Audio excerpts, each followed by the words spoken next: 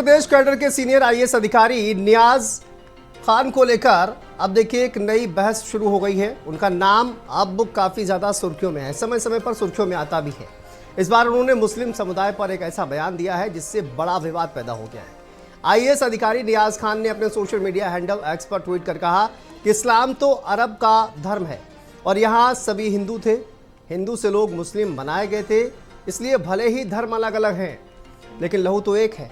सभी एक ही संस्कृति का हिस्सा रहे हैं और जो मुस्लिम अरब के लोगों को आदर्श मानते हैं वे पुनर्विचार करें, दोबारा सोचें। सर्वप्रथम हिंदुओं को अपना भाई माने और बाद में अरबों को। देखिए ये नियाज खान का वो पोस्ट है जिसको लेकर विवाद लगातार चल रहा है। इसके बाद अब देखिए विवाद जो है वो लगातार चल रहा है, तरह तरह की टिप्पणियां भी सामने आ रही हैं। इस्लाम तो अरब का धर्म है और यहाँ सभी हिंदू थे, हिंदू से लोग मुस्लिम बनाए गए और इसलिए भले ही धर्म अलग है लेकिन लहू तो एक ही है। सभी एक संस्कृति का हिस्सा रहे हैं और जो मुस्लिम अरब के लोगों को आदर्श मानते हैं वे पुनर्विचार करें।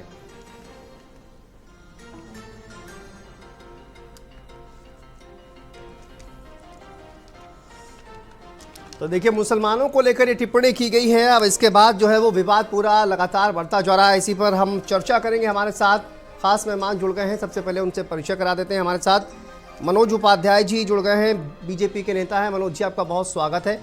हमारे साथ नूर अहमद अजहरी जी प्रदेश अध्यक्ष हैं Muslim personal law board of India के, और नूर अहमद अजहरी जी का बहुत स्वागत है। हमारे साथ मौलाना शहाबुद्दीन रजवी जी राष्ट्रीय अध्यक्ष ऑल इंडिया मुस्लिम संस्था के अध्यक्ष, राष्ट्रीय अध्यक्ष हैं। आप सभी का बहुत स्वागत है। सबसे पहले मैं नूर अहमद अजहरी साहब आप ही से शुरुआत करना चाहता हूं कि नियाज खान का जो बयान सामने आया है, उन्होंने कहा कि एक बार फिर से पुनर्विचार करना चाहिए कि अरब जो वहाँ का जो धर्म है वो अलग है और यहाँ पर खासकर जो अरबों को अपना भाई मानते हैं वो पुनर्विचार करें। आपका इस पर क्या विरोध है, क्या कहते हैं आप? मेरा मानना यह है कि पूरी दुनिया के इंसानों का एक ही लहू है। हमारा अकीदा ये है, हजरत आदम की औलाद है हम लोग।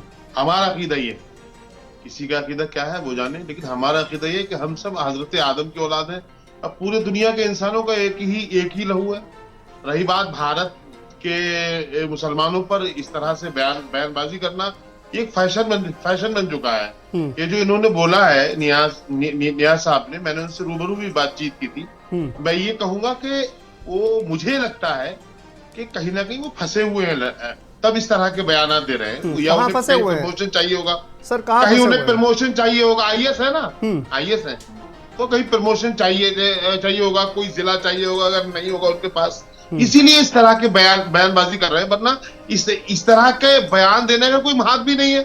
चूंकि भारत का रहने वाला हर मुसलमान हिंदू समाज के हर व्यक्ति को अपना भाई मानता है। ये तो चंद दिनों से भारतीय जनता पार्टी की नफरती सरकार आ गई है, इसमें हालात यहाँ के बदल रखे हैं। मजहब के नाम से, धर्म के नाम से दो समुदायों को आपस में लड़ा करके ये लोग वोट की राजनीति करते हैं। इसके सिवा कुछ भी नहीं है। जो नियाज साहब ने कहा है, तो मैं कहूंगा नियाज साहब जरा नरेंद्र मोदी जी को भी समझा दें। वो भारत के मुसलमानों की शख्सियत को मजरूह कर रहे हैं और भारत के पार जब वो अरब देशों में जा रहे हैं तो वहां के मुसलमानों को गले लगा रहे हैं, मस्जिदों में दरगाहों में जा रहे हैं, हाजिरी दे रहे हैं। भारत में कहीं हाजिरी देने के लिए नहीं जा रहे हैं।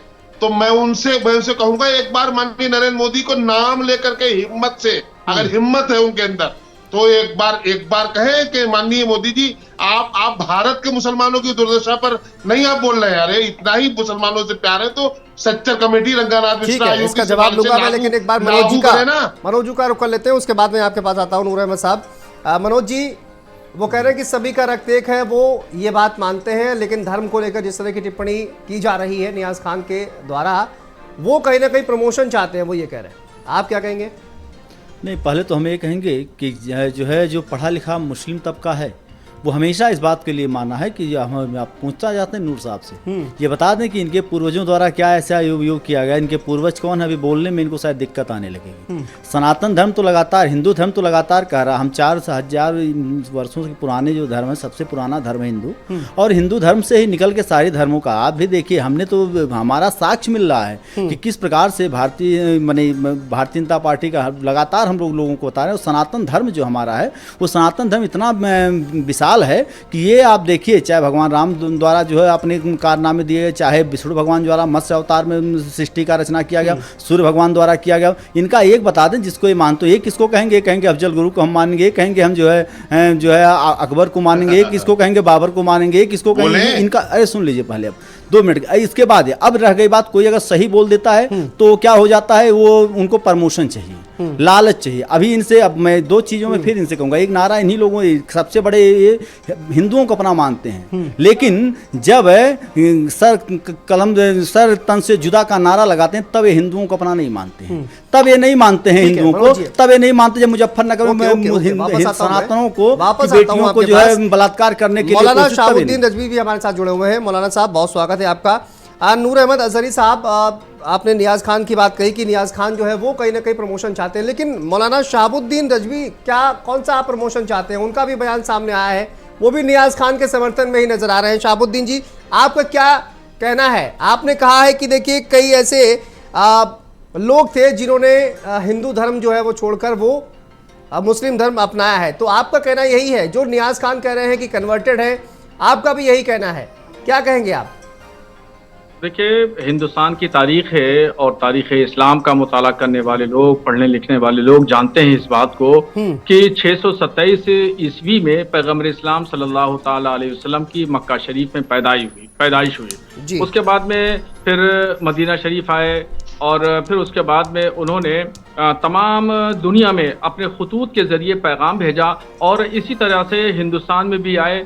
केरला के मालाबार साहिल पर 627 ईस्वी में चंद लोग आए, ज्यादा नहीं, ऐसे 12 या 14 लोगों की आमद हुई अरब से, और वो तिजारत के लिए आए थे। फिर उस बाद में यहाँ पर उन्होंने मजहब का प्रचार प्रसार किया, लोग मुतासिर हुए, प्रभावित हुए और उन्होंने इस्लाम कबूल किया। ऐसे ही 50 साल के बाद में, फिर 50 साल के बाद में सिंध, मुल्तान और गुजरात के कुछ इलाकों में चंद मुसलमान अरब से आए। उन्होंने यहाँ पर अपनी तिजारतें की, तिजारत करने के साथ साथ में उन्होंने इस्लाम का प्रचार किया और लोग जो है वो मुसलमान होते गए। इस तरीके से ऐसे यहाँ पर इस्लाम फल फूला और आगे बढ़ने का मौका मिला। यहाँ पर जिन लोगों ने इस्लाम कबूल किया वो सब गैर मुस्लिम थे, और ये कैसे मुमकिन है कि इतनी बड़ी तादाद में, आज 30 करोड़ की तादाद में हिंदुस्तान में मुसलमान रहता है, और उस वक्त लाखों की तादाद में, अगर समझ लीजिए तो लाखों की तादाद में कैसे मुमकिन है कि अरब से सारे मुसलमान हिंदुस्तान आ गए होंगे या आ जाते।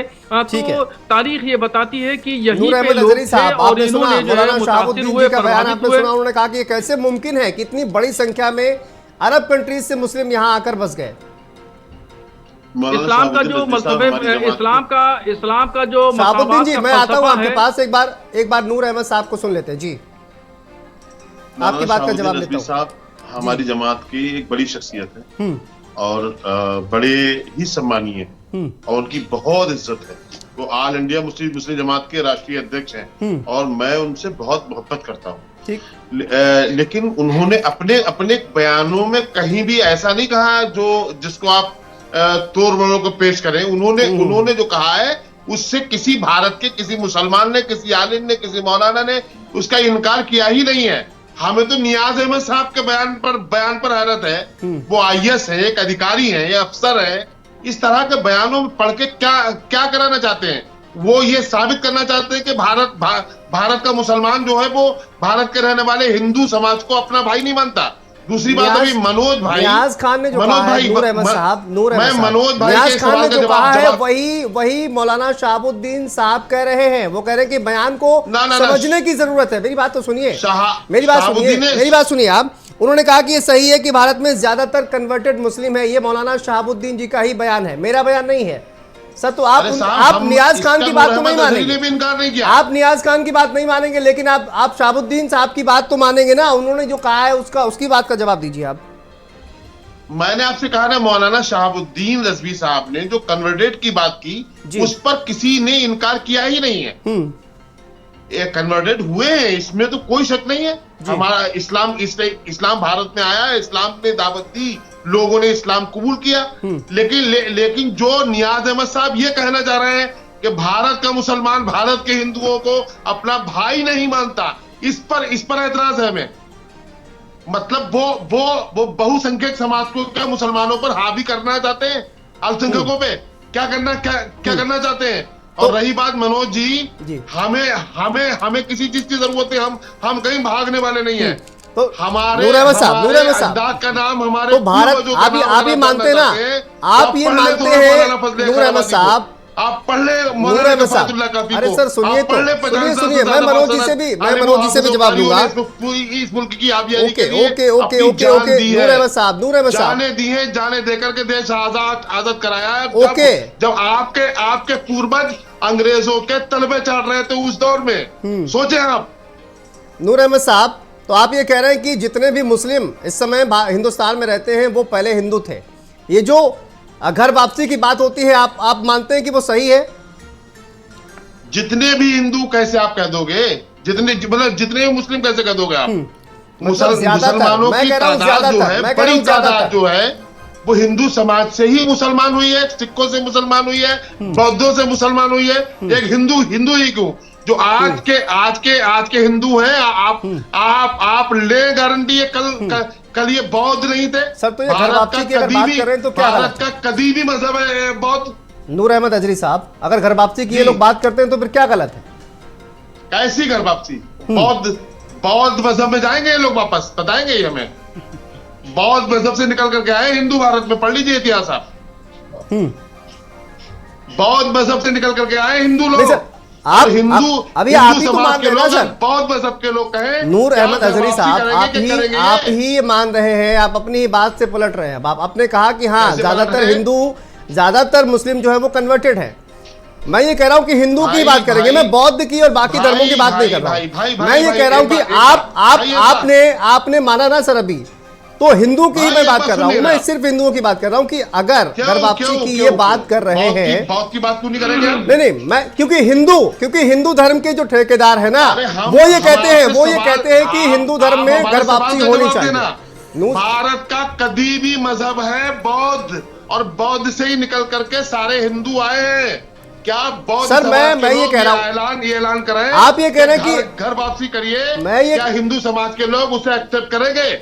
हिंदू धर्म के जो ठेकेदार हैं वो घर वापसी की बात करते हैं, इसलिए मैं सिर्फ हिंदुओं की बात करूंगा, मैं बाकी धर्मों की बात नहीं करूंगा। आपसे सवाल मैं कर रहा हूं, आप मेरे ऊपर पलट कर सवाल कर रहे हैं, आप सवाल का जवाब ही नहीं दे रहे हैं, आप सवाल का जवाब नहीं दे रहे हैं, आप खुद अपनी बात। घर वापसी क्या होती है भाई?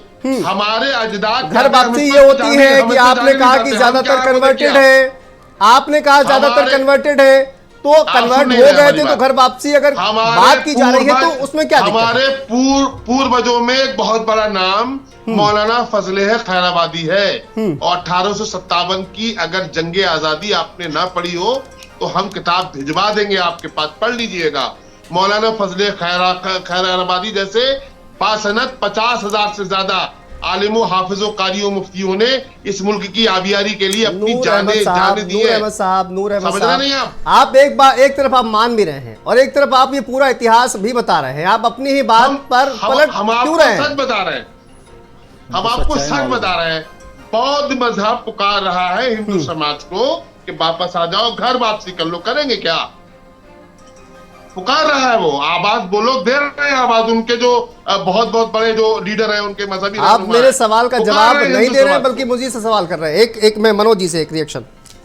देखिए, बहुत अच्छे तरह से हम कह रहे हैं। नूर साहब एक चीज़ ये बता नहीं पाए कि इनके जो पूर्वजों को हमने जो जिस प्रकार से हम जिस श्रृंखला में हम बात कर रहे थे, शायद इनको जानकारी नहीं। इस नाते बौद्ध मजहब की तरफ जाएंगे, अभी कुछ देर बाद कहीं और चले जाएंगे, जाते जाते कहीं ऐसा ना हो कि फिर से पाकिस्तान चले जाने की बात करने लगे, तो इनका मामला है, इस पर हमको नहीं बोला। सुन लीजिए भाई साहब, मैं बोल नहीं रहा हूँ, अरे चुप रहिए, सुन लीजिए, पाकिस्तान अरे के सुन बिना लीजिए, आप लोगों की आप डिबेट अरे नहीं होती है। आप- ठीक है, आप उनको पाकिस्तान को क्या लेके सुन लीजिए, बात सुन हो। लीजिए, पाकिस्तान आवाज की आपसे सुनिए तेज है मनोज नूर जी। साहब, आवाज तेज है, सुन पाकिस्तान लीजिए। आपके दिमाग और में दूसरी रहता चीज है, इनके जहन आप में रहता है, देखिए, उसके ये दिल में लोग रहता है। अरे वो लोग सुनिए हैं, सुनिए नूर सुनिए अहमद नूर अहमद अजहरी साहब, रहता है। अरे अरे भाई। आपके बीच में कोई नहीं बोला नूर साहब, प्लीज सुनिए ना। तो ये गलत बात क्यों ये- क्यों आप करवा रहे हैं? पाकिस्तान ये- का जिक्र- अरे सुनिए जिक्र ना, लेके आ रहे हैं। सुनिए। बात तो सुन लीजिए सर, बात सुन सुनिए। लीजिए ना। पाकिस्तान आपको थोड़ी ना भेज रहे हैं, सुन लीजिए बात को। ये बोलिए। वो लोग हैं कि हमें जो कोई भेज भारतीय भी नहीं जनता पाएगा। पार्टी के नेतृत्व की जितनी योजनाएं हैं सबसे ज्यादा हमने कभी नहीं देखा कि मुस्लिम भाई हमारे, हाँ लेकिन ये ऐसे नूर अहमद जैसे लोग ही मुस्लिम भाइयों को गुमराह करने के लिए और उनको मजबूर करते हैं, जो है आतंकवादियों के साथ जैसे लोग जोड़ते हैं ना, इनको जोड़ते हैं, ऐसे नहीं जोड़ते हैं,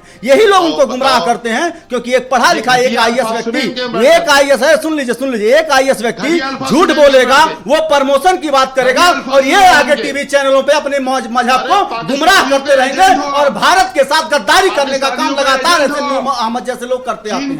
भारतीय जनता पार्टी के नेतृत्व की बात करते हैं, ये मोदी जी की बात करते हैं, मोदी जी की एक योजना नहीं बताएंगे, इनके घरों में भी मोदी जी की योजना चल रही है और मोदी जी की योजना को लेकर ही इतना ना समाजवादी पार्टी में ना इसके पहले कांग्रेस की पार्टी सरकार में जो है योजनाओं को नहीं दिया गया होगा जैसा मोदी की योजना ये लोग लेकर चल रहे। तो हम तो देश को मिलने मिलाने की बात करते हैं, हम तो सबका साथ सबके विकास की बात करते हैं, लेकिन नूर मोहम्मद जैसे लोग एक कौम को लगातार जो है बदनाम करने की कोशिश इन्हीं लोगों के बदौलत, इन्हीं जैसे ठेकेदारों की बदौलत मुसलमान जो है हमेशा बदनाम होता है। ओके मनोज जी, भी दे रहे थे, कहाँ है? ठीक है। मौलाना शहाबुद्दीन जी, आपका जो बयान कंफ्यूज कंफ्यूज कर रहा है, देखिए नूर अहमद अजहरी साहब को आपका बयान कंफ्यूज कर रहा है। वो ये कह रहे हैं कि कभी समर्थन नहीं कर रहे हैं। आप ये बता दीजिए, आप नियाज खान का जो बयान है समर्थन करते हैं या नहीं करते हैं? क्योंकि आपका जो बयान सामने आया उसमें आपने ये कहा कि उनका जो बयान है उसको समझने की जरूरत है। किस तरह से समझने की जरूरत है, जरा नियाज साहब इनको नूर अहमद अजहरी साहब को जरा समझा दीजिए। शहाबुद्दीन जी।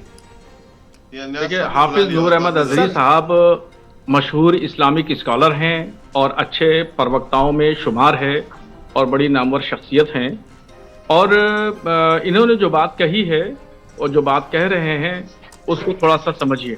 देखिए, आईएएस ऑफिसर ने जो बात कही है तो उसके दो पहलू हैं जी। वो जिस पस मंजर में कह रहे हैं उस पस मंजर को आप समझिए, और जो दूसरे पहलू है, इस तरह कहा है कि मुसलमान, हिंदुस्तान का मुसलमान अरब के लोगों को अपना आका ना माने। तो देखिए, ये बात फैक्ट है कि कोई भी मुसलमान चाहे हिंदुस्तान में रहता हो या पूरी दुनिया में कहीं भी रहता हो, और वो इस्लाम के उसूलों पर अमल करता है। इस्लाम के उसूल क्या हैं? वो है कुरान और हदीस, और इन्हीं उसूलों को शॉर्ट लफ्ज में कहते हैं शरीयत, जो इस्लामी कानून कहलाता है। तो मुसलमान इस्लामी कानून पर अमल करता है, ना कि अरब के शेखों पर, अरब के शुयूख पर, अरब के बादशाहों पर अमल करता है। तो नियाज साहब को ये समझना चाहिए कि जो पैगंबर इस्लाम सल्लल्लाहु ताला अलैहि वसल्लम को अपना आइडियल, अपना रहनुमा मानता है मुसलमान, पूरी दुनिया का मुसलमान, भारत का बिलखुसूस मुसलमान, और उनके जो उसूल हैं, उनके बताए हुए जो तरीके हैं, उनकी बातें हैं जो हदीस कहलाती हैं और अल्लाह का कलाम है कुरान शरीफ, तो ये हमारे लिए जो है वो रहनुमा के तौर पर काम करते हैं। और ये कानून कि अब अरब के तो मुसलमान इस पर अमल करता है। अरब से ही जो शेख इस्लाम की शुरुआत हुई है और अरब के लोगों को आका मत मानिए, ये साफ तौर पर शहाबुद्दीन साहब कह रहे हैं। आप उनकी बात से सहमत हैं कि नहीं? मौलाना शहाबुद्दीन रज़वी साहब ने रसूल करीम सल्लल्लाहु अलैहि वसल्लम का नाम लेकर कहा, और चाहे मौलाना शहाबुद्दीन रज़वी हो, चाहे नियाज अहमद हो, चाहे कोई भी मुसलमान हो, अगर वो अरब के पैगंबर रसूल हाशमी सल्लल्लाहु अलैहि वसल्लम जो तमाम जहानों के लिए रहमत बनाकर भेजे गए, अगर उन पर अपना यकीन नहीं रखता तो मुसलमान ही नहीं है साहब। मौलाना शहाबुद्दीन रज़वी साहब बैठे हैं, कहलवाइए आप। जो लोग कोई भी शख्स अगर अपने आप को मुसलमान कहलाता है और पैगंबर इस्लाम सल्लल्लाहु अलैहि वसल्लम के बारे में अदना भी घटिया रवैया रखता है, तो वो मुसलमान ही नहीं है। नूर अहमद साहब, मैं आप वहाँ मोहम्मद साहब पर कहाँ पहुँच गए सर?